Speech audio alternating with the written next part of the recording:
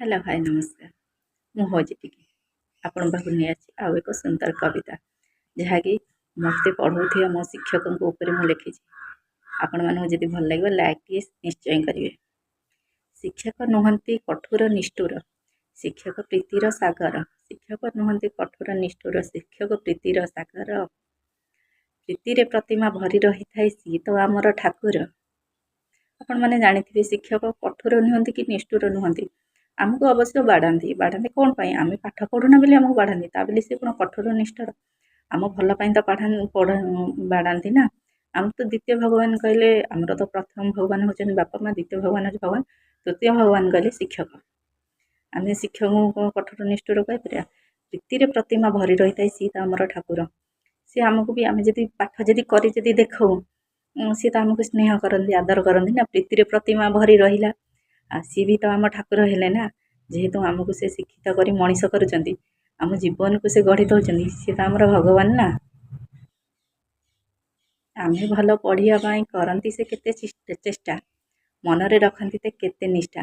ଆମେ ଭଲ ପଢ଼ିବା ପାଇଁ ସେ କେତେ ଚେଷ୍ଟା କରନ୍ତି, ଆମକୁ ବୁଝାନ୍ତି, ଆଉ ନ ଆସିଲେ ବି ବାଡ଼ାନ୍ତି, କିନ୍ତୁ ବୁଝାନ୍ତି ନା।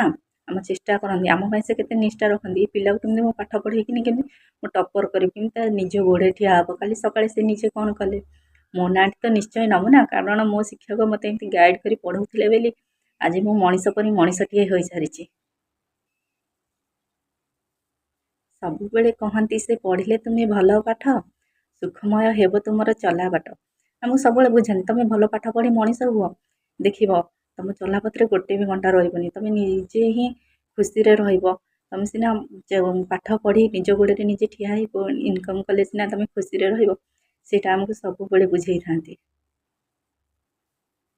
ଚାଲୁ ଚାଲୁ ଆସିବ ଯେ ଜୀବନରେ କେତେ ଝଡ଼, ଝଡ଼ ଥମି ଗଲେ ଆସିବ ପୁଣି ଯେ ମୋଡ଼।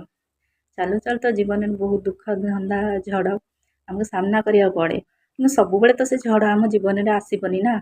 ଦିନେ ନା ଦିନେ ତ ସେଇଟା ପୁଣି ରହିଯିବ ନା। ପୁଣି ଆମର ଝଡ଼ର ପୁଣି ମୋଡ଼ ବଦଳିବ ନା ନାହିଁ। କ'ଣ ସବୁବେଳେ ଏମିତି ଝଡ଼ ଆସୁଥିବ? ସେ ସବୁକୁ ଖାତିରି ନ କରି ତୁମେ ତୁମ ଲକ୍ଷ୍ୟ ପଥରେ ବଢ଼ି ଚାଲ।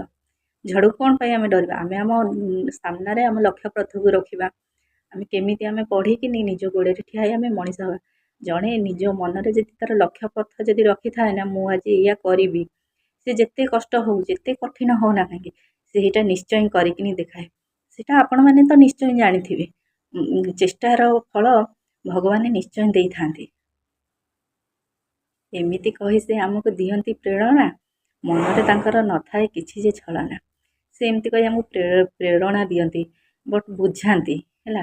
ତାଙ୍କ ମନରେ ଆମ ପାଠ ପଢ଼ି ଶିକ୍ଷିତ ହେଲେ ତାଙ୍କର କ'ଣ ଲାଭ ଅଛି? ତାଙ୍କର କିଛି ଲାଭ ନାହିଁ ନା। ସିଏ କାହିଁ ମନରେ କାହିଁ ଛଳନା ରଖିବେ? ସେ ସେଥିପାଇଁ ଆମକୁ ବୁଝାନ୍ତି, ତୁମେମାନେ ପାଠ ପଢ଼, ମଣିଷ ହୁଅ, ନିଜ ଗୋଡ଼ରେ ନିଜେ ଠିଆ ହୁଅ। ଶିକ୍ଷକ ପରାସେ ଶିକ୍ଷାଦାନ କରିବା ହେଉଛି ତାଙ୍କର ଧର୍ମ। ସିଏ ତ ଶିକ୍ଷକ ନା, ଆମକୁ ଶିକ୍ଷିତ କରିବା, ଶିକ୍ଷାଦାନ କରିବା, ଏଇଟା ହେଉଛି ତାଙ୍କର ଧର୍ମ। ଏଇଟା ତ ସେ ନିଶ୍ଚୟ କରିବେ ନା। ଧର୍ମ ବିରୁଦ୍ଧରେ ଯାଇପାରିବେନି, କାରଣ ସିଏ ହିଁ ତାଙ୍କର କର୍ମ। ସିଏ ତ ତାଙ୍କର ପାଠ ପଢ଼ିବା ତାଙ୍କ ଧର୍ମ ନା, ତା ବିରୁଦ୍ଧରେ ସେ କେମିତି ଯିବେ? ସେ ତ ପାଠ ପଢ଼ିବା ପାଇଁ ତ ଶିକ୍ଷକ ନିଯୁକ୍ତି ପାଇଛନ୍ତି ନା।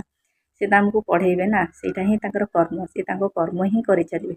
ଯେହେତୁ ଆମକୁ ସେ ବୁଝାଉଛନ୍ତି ମାନେ ତୁମେମାନେ ତୁମ କର୍ମ କରିଚାଲ, ସିଏ ବି ତ ତାଙ୍କ କର୍ମ କରିବେ। ସେଥିପାଇଁ ମୁଁ କହେ ଶିକ୍ଷା ଧର୍ମ, ଶିକ୍ଷା କର୍ମ, ଶିକ୍ଷା ହିଁ ପରମ ତପ। ଶିକ୍ଷା ଧର୍ମ, ଶିକ୍ଷା କର୍ମ, ଶିକ୍ଷା ହିଁ ପରମ ତପ।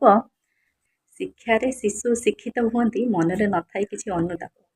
ଶିକ୍ଷାରେ ଶିଶୁ ଶିକ୍ଷିତ ହୁଅନ୍ତି, ମନରେ ନଥାଏ କିଛି ଅନୁତାପ। ଶିକ୍ଷାରେ ଶିଶୁ ଶିକ୍ଷିତ ହୁଅନ୍ତି, ମନରେ ନଥାଏ କିଛି ଅନୁତାପ। Thank you.